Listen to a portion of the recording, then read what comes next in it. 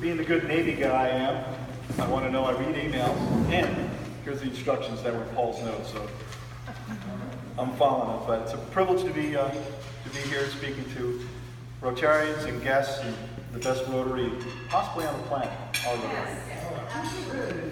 But my name is Timothy Robert Murray. My born-on date from Budweiser was April 3rd, 1959. I currently don't have an expiration date. That's a good thing. Just a quiz. In 1959, who was our president? Eisenhower. Dwight Eisenhower. And what significant events happened in 1959? Kind of a couple. I Googled all this, so I cheated a little bit. Anybody want to say some significant event? Hawaii. Hawaii and Alaska. Pretty cool. So that year was back to 48 and went up to 50 and so forth. My family was born Emily with my mom. Lives here at Waltonwood. My dad, Bob, passed away. My background in the family is USA, melting pot. I'm half Czech, quarter Irish, and a quarter Italian. When I get upset, I blame the Irish. The mellow part, I think, is the Czech. But the odd thing is really cool is Gina's background. She's half Czech as well, and a quarter Polish and a quarter Irish. So we're a good mix. I have brothers Robert, Chris, and Pete. My hometown, Long Island, Comac, Long Island. Anybody from Long Island? Am I it? Long Island. We're right smack in the middle of Long Island, in the middle. And I graduated from Comac High School North. And I will be going up to my 40th reunion in October, which will really be interesting. But at Comac North, in terms of my background, I lettered in fencing. Really cool, actually, I fenced epee. Track and cross country and track, I ran the 110 high hurdles, which I count as a major league achievement, especially when I walk up to them now. and I actually took 3 steps between those hurdles, and those hurdles, by the way, are 10 yards separated, so think about that. And I managed to do 16.2, which was pretty good, but there was this guy named Ronaldo Lamai on the island who could do it like in 14 flat. He was an Olympian, and I think he went to Penn State or something. In terms of my hobbies, I love the outdoors. I love to fish. I was fortunate my parents were both school teachers, and they bought this little cabin in the Adirondacks, New York, and every summer from 1964 through 77 I went there. I climbed 12 mountains up in the Adirondacks, Marcy, Whiteface, fished all kinds of lakes, pike, trout, walleye, smallmouth, largemouth bass, really cool thing. I also like to travel. I was fortunate when I was at Sear Technologies, and when I came here in '92, I got to travel around the world. And music. Music is really a passion because I played trombone, believe it or not, in high school, and followed it through to college and played at all levels. It was all state. I was in jazz band, ensemble, orchestra, so when I wasn't running track, I was in the band room doing something, so that was, so obviously I like to be active. In terms of the history, I took some liberties here a little bit, but after high school, I went to Villanova University, a great university, one of the best times of my life. I graduated with a degree in electrical engineering and computer science. That was from 77 to 81. I figured out my dad could not send me to college. And I had 3 brothers behind, and they're both educators, and you know how much we pay school teachers. So I have it in my DNA that, okay, I got to figure this out. I met some Navy guys and really admired them. It's sort of like the Rotary. You want to be with people to inspire you and then inspire others. And I got the scholarship, thank God. I aligned myself with the right guys, studied hard, got the scholarship, got a full ride, got the Navy to pay. So not only did I get my degree, I was commissioned as an ensign in the United States Navy. But I think if you ask me what my most significant achievement at Villanova was, I met my wife before school started. And one time at band camp, yes, I was in band camp as a freshman, and I got news for the beautiful people. There's more of us than you. But, you know, I met Gina. She walked into my dorm room with the majorette, and she disappeared, and there's Gina wringing her hands, and I just knew there was a really special person on deck. And as much as I had the whole college in front of me, and you're going to do all these things, and she was it. And so in 1981, I married Regina Madeline Tumkufsik. Love that name, and that's where the Czech part's. So we married, and we were married on the 4th of July in 1981. And the cool story there, you know, maybe we can do it at Rotary on Tap, but I had no money. You know, in an Irish wedding, you usually get a dowry and all that stuff. The quiet man, no, didn't work that way. I had debt, she had debt, we had bigger debt. So, you know, I was down at nuclear power school, and we had the wedding on the 4th of July weekend because I had no leave. We had 3 days to get married. And it was a really cool story because I actually got thrown out of the hotel the night before I got married. And I made it to the wedding in my dress whites, and I was in the zone. Great story. It's one of my favorite stories. I was in the Navy from 1981 to 1987. During that time, I wouldn't trade it for the world.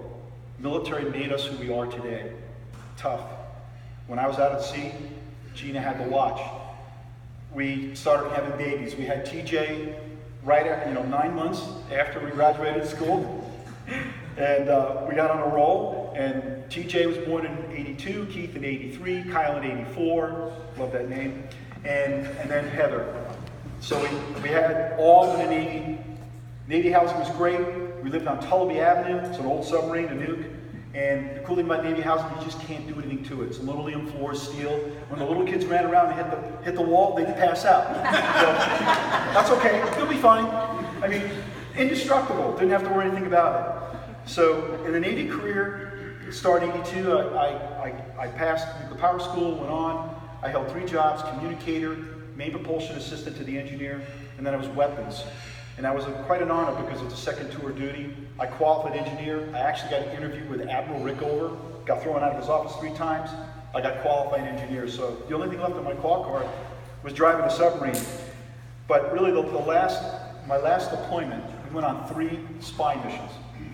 3, not 1, 3. And yes, in Russian waters. And yes, all 3 times under the ice. I was a blue nose. You get to be a blue nose when you go under the Arctic Circle. And I did it 3 times.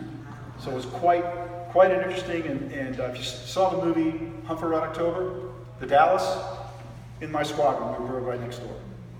You know, it's very fascinating. So it really resonates. And I had a picture back, that's my submarine back there if you ever wanted to look at that. But when I looked out the periscope that last 3rd time, I saw my wife and the kids, my wife in tears on the pier, and I made my decision.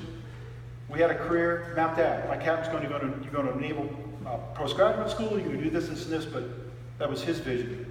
But I did teach at submarine school my final 2 years, and it was an outstanding experience. I lived in my job at IBM, where I resigned my commission in 87 and went to IBM.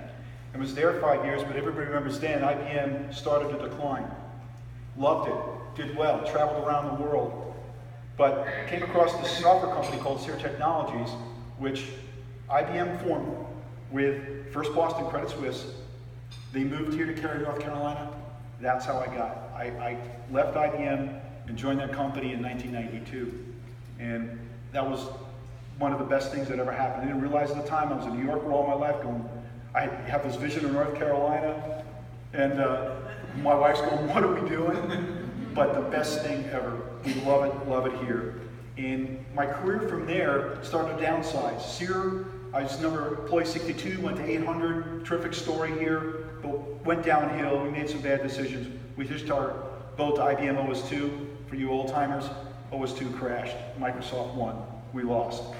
From there I went and done a whole bunch of startups in software to running my own, crashed and burned a couple, but you don't learn, you learn from your mistakes. And it built it up to the point where my wife and I today have a Ware Senior Care. And it's quite a privilege, and all that experience led to us doing the agency, and it's quite an experience.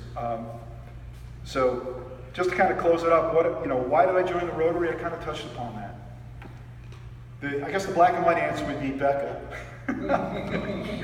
Everybody referred, as I met the other groups, it was, oh, that's Becca's Rotary. Oh, okay. But I love Becca, she's wonderful. But when I met this group and met 3 other groups, there was just this vibe, there was this feeling. And it was like when I was at Nova and met the guys in the military. You just have this inspiration. And you want to be like that. You want to be challenged. You know, I wanted to up my game. And that throughout my life, I guess that's the way I've kind of looked at things. And the Rotary forced me to up my game and actually understand what I need to do as vocational chairman, get off my stick and get that going. What am I passionate about? I am passionate about, from a professional standpoint, making a difference. When people ask us about our agency and they say, well, what do you do? Those of you who've seen Office Space and that great, you go, what is it you say you do here? One of my favorite movies. I'd say, well, we're a home care agency licensed in North Carolina to provide companion care and personal care and nursing services. But the real answer is, we're difference makers. We live to make a difference in people's lives. That's what my wife is. She's my inspiration. And, excuse me. That's from a professional level. But I guess my last comment would be in terms of what am I passionate about and what this journey of home care is. My advice is live life. Live it now. You know, this Rotary does great things with Alzheimer's, Parkinson's, there's these chronic diseases. I see it every day. But then a family says, thank you. And it's like the clouds have lifted. But it's taught me to live life. Don't wait for that rainy day. I know a lot of you are doing wonderful things, wonderful trips, volunteering time in Africa, some great causes. Keep it going. And my wife and I made this pact that once a month we do something crazy, like that Seal song. And so we try to get out and do different things. And that's my advice. And it's an honor to be part of this group. Thank you.